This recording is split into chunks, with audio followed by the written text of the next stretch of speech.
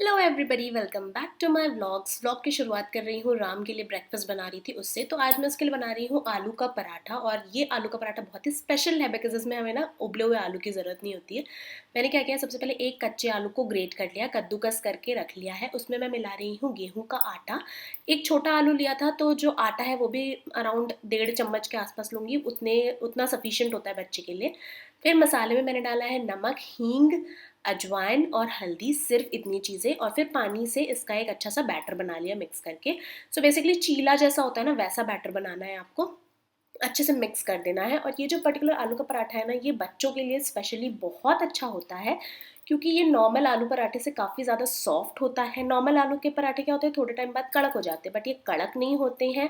And जैसे बच्चों के बहुत ज़्यादा दांत नहीं आए होते हैं और उनको अच्छे से चबा के खाना नहीं आता, तो ये बहुत ही सही होता है। आप ज़रूर इसे ट्राई करना। और सिर्फ बच्चे ही नहीं, बड़ों को भी बहुत अच्छा लगेगा बिकॉज इसका टेस्ट काफ़ी सही आता है। इसमें ऑफकोर्स आप धनिया, अगर आपको क्या प्याज डालना है तो प्याज डाल सकते हैं, गार्लिक डालना है तो गार्लिक डाल सकते हो। तो ऐसे डिफरेंट डिफरेंट चीज़ अपने टेस्ट के अकॉर्डिंग डाल सकते हैं। दूसरे मसाले भी डाल सकते हैं।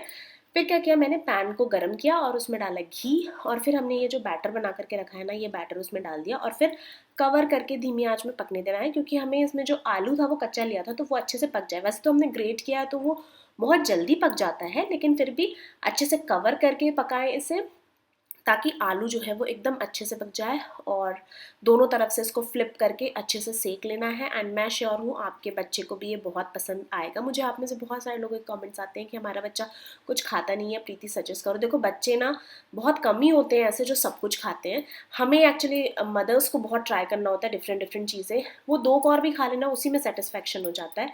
तो ऐसे डिफरेंट डिफरेंट चीज़ें, नई चीज़ें ट्राई करके बच्चों को खिलाइए। जो आप खाते हो वो खिलाओ, तो देखना बच्चा खाना शुरू कर देगा। जैसे राम का ऐसा ही है, वो बहुत ज़्यादा नहीं खाता लेकिन ट्राई हर चीज़ करता है। तो ये देखिए, यहाँ पे मैंने फ्लिप कर दिया और ये जो हमारा आलू का पराठा है ये बिल्कुल रेडी है। और मैं प्लेट में सर्व करके दिखाना भूल गई आप लोगों को। अब मैं ना आप लोगों को इस प्रोडक्ट के बारे में बताने वाली हूँ जो कि है लव लैब का हाई चेयर, जिसको कि रॉयल हाई चेयर बोलते हैं। ये 3 पोजीशन रिक्लाइन हाई चेयर है और बेबी की फीडिंग के लिए बहुत ही ज़्यादा बेस्ट है। और जब आप इसको रिसीव करेंगे ना, तो आपको इस तरीके से ये प्रोडक्ट रिसीव होगा। आपको इसको अच्छे से असेंबल करना होगा। और इसका जो ये कुशन है ना, ये वाटरप्रूफ है। तो आपका अगर ये जैसे डर्टी भी हो गया, बच्चे ने कुछ गिरा भी दिया, तो इसको क्लीन करना बहुत ज़्यादा इजी होगा। तो इसको पुश करके बेसिकली इसको हम फैलाते हैं। एंड देखेंगे तो इसमें है ये 5 सेफ्टी हार्नेस। एंड ये जो मटेरियल है ना, ये है वाटरप्रूफ। तो इसमें अगर कुछ भी डर्टी होता है तो उसको क्लीन करके साफ़ कर सकते हैं। एंड इसके अलावा ये इसमें जो फुट रेस्ट है वो भी एडजस्टेबल है। ये अगर आप देखेंगे तो इसको आप ऐसे करके छोड़ सकते हैं, फिर आप इसको ऐसे करके छोड़ सकते हैं। ऐसे मतलब आपको जैसे करना है वैसे कर सकते हैं, ठीक है, फुट रेस्ट को। देन जो सीट है उसका भी अलाइनमेंट जो है वो चेंज हो सकता है।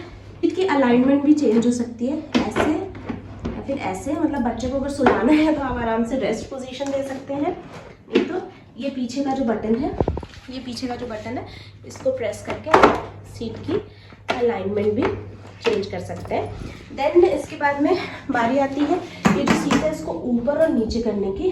तो यहाँ पर ये जो क्लिप है इसको आप क्लिक करके इसको ऊपर कर सकते हैं, या फिर इसको जितना नीचे करना है उतना नीचे कर सकते हैं। अब बारी आती है इसके ट्रे की। तो ये जो ट्रे है ये भी अटैचेबल है।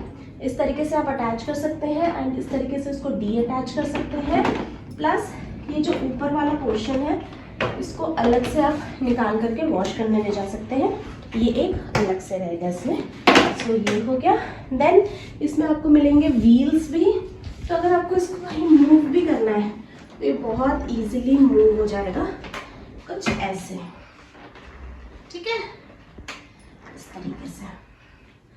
सो हम लोगों को एंड स्पेशली राम को ये हाई चेयर इतनी पसंद आई है ना कि अब आपको राम इसी हाई चेयर को यूज़ करता हुआ दिखेगा। अब हम लोग इसको इसी वाले हाई चेयर में खिलाएंगे बिकॉज काफ़ी कंफर्टेबल है, सेफ है और मतलब सही लगी ओवरऑल। तो इसकी जो बाइंग लिंक है ना, मैं नीचे डिस्क्रिप्शन में दे दूँगी, आप चेक कर लेना।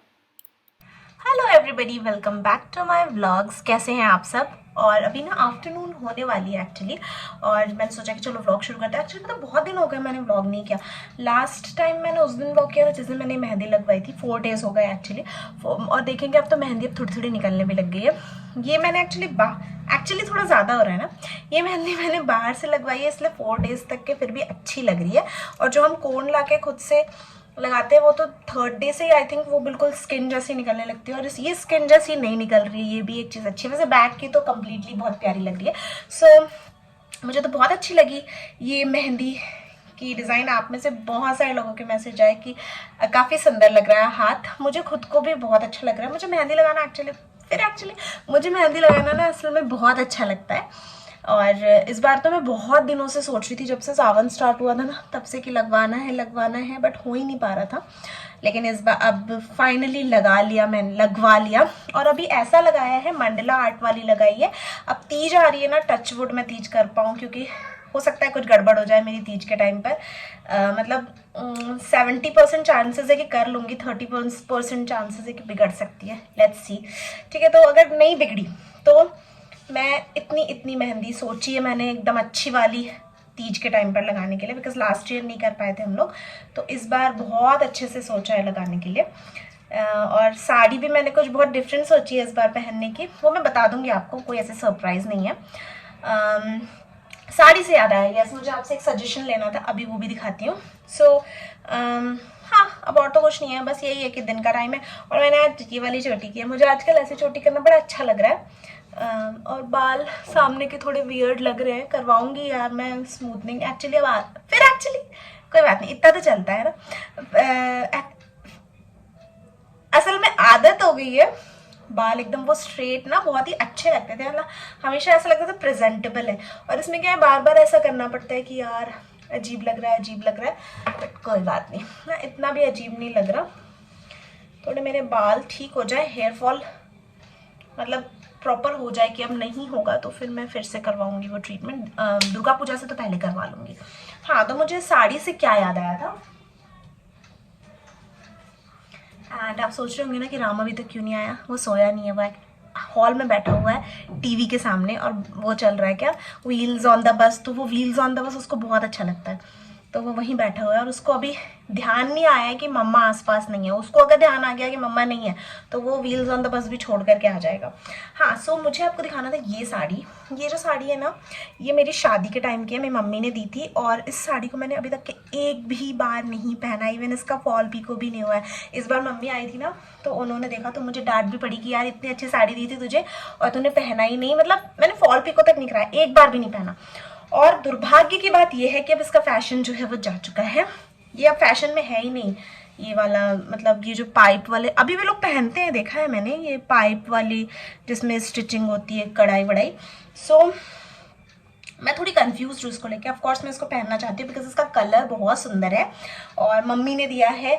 मम्मी लोग जो देते हैं वो तो पहनने का मन करता ही है। सो डांट भी पड़ गई इसके चक्कर में। मैं मम्मी को ये दे दी थी, मम्मी ये ले जाओ किसी को दे देना। मम्मी ने बोला एक बार भी नहीं पहना है तूने इस साड़ी को, इतने मन से दिया था तेरी शादी में, ये वो। मैंने कहा चलो ठीक है कोई बात नहीं, मैं अब इसको किसी त्योहार में पहन लूंगी। तो मैं सोच रही हूँ कि कमिंग इतने सारे फेस्टिवल आ रहे हैं जिनमें थोड़ी देर के लिए साड़ी पहनना होता है, तो मैं ये पहनूंगी। और मैं टिमटिम के साथ डिस्कस कर रही थी कि इसका ब्लाउज कैसे सिलवाऊँ। मन नहीं है सिलवाने का, क्योंकि यार फिर पैसे वेस्ट करो 300-400 रुपये ब्लाउज बनवाने के लिए, और साड़ी इतनी बार पहनती हूँ नहीं मैं। तो फिर टिमटिम ने मुझे आइडिया दिया कि इस पर आप वाइट ब्लाउज पहनोगे ना मम्मा तो बहुत अच्छा लगेगा। मैं सिल्वर नहीं पहनना चाहती, सिल्वर बहुत ही आउट ऑफ फैशन है। सो मैं सोच रही हूँ इसके साथ में वाइट ब्लाउज कैसा लगेगा आप बताना। और क्या इस साड़ी में कुछ ऐसा कर सकते हैं कि ये थोड़ी सी लेटेस्ट हो जाए, और क्या सच में ये बहुत ओल्ड फैशन लगेगी ये भी बताना। वैसे लगेगी तभी पहनूंगी मैं, बट आपको क्या लगता है कि क्या ये सच में ओल्ड फैशन लग रही है।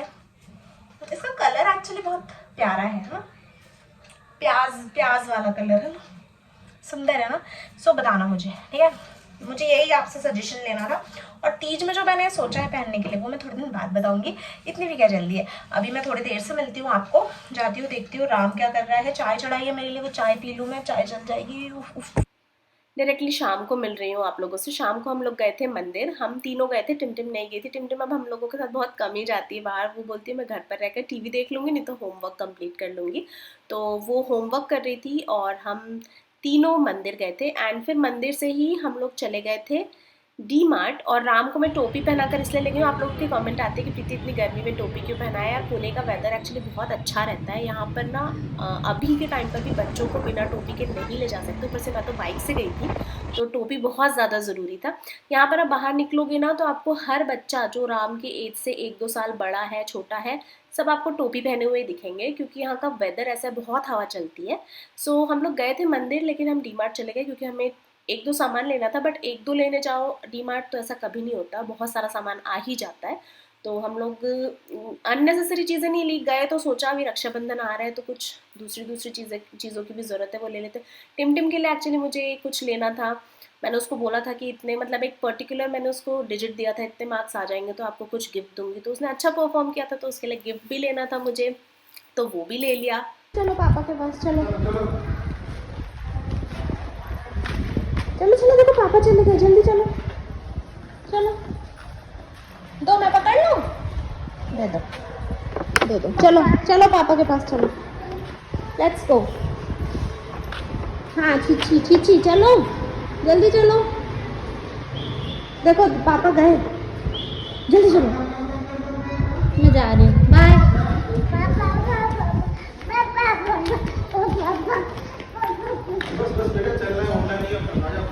घर आने के बाद, खाना वगैरह निपटाने के बाद में, मैं ना ये ड्राई फ्रूट्स का पाउडर हम लोगों के लिए बना रही थी, और ये मोबाइल ऑन करने के चक्कर में ये जो मखाने थे ना, ये नीचे से थोड़े से जल गए। बड़ी गुस्सा है मुझे, बट अभी क्या कर सकते हैं। ये मखाने एक्चुअली मैं ना क्या करती हूँ, राम के लिए भी मखाने हमेशा पीस करके फ्रिज में रख देती हूँ, क्योंकि कई बार क्या होता है जब हम बहुत जल्दी में रहते हैं, कुछ खाना प्रिपेयर नहीं रहता है बच्चों के लिए, तो मखाने को दूध में मिक्स करके खिला सकते हैं, काफ़ी हेल्दी होता है। तो मैं हमेशा 2 डब्बे रेडी रखती हूँ उसके लिए फ्रिज में। और इसके अलावा मैंने बहुत सारे ड्राई फ्रूट्स भी कुछ आज खरीद के लाई थी मैं डी मार्ट से, कुछ पहले से भी रखे हुए थे।